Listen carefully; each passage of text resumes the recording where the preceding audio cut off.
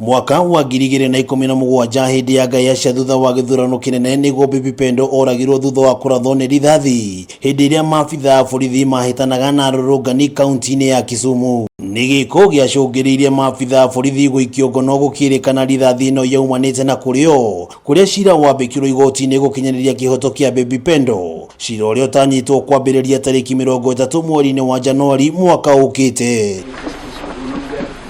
Akirekereria watho uyu wa igoti mucirithania George Kimondo ni athite rũhonge rwa kunyabara mirutire ya wira ya maabitha a borithi a itua gukinya maabitha ya 12 thibitari-ini wa Mathare gũkũ Nairobi niguo guthimwo ukinyanuru wa meciria wa kana no mathitangwo. The High Court has received information containing a charge from the Director of Public Prosecutions on the 26th of October 2022. However, they need not say anything or make any comment or plead until a mental examination as to their fitness is presented to the court.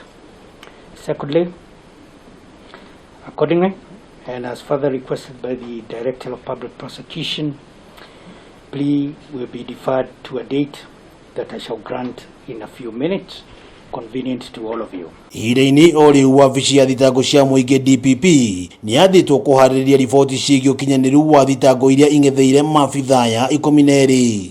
Makiria igoti riri ni rirutite thamaji kuri mwekuagirwo ũngĩ Mohamed Ba thutha wake kwaga gũikinya igoti-inĩ ta ũrĩa athitwo ni rũhonge rwa itua.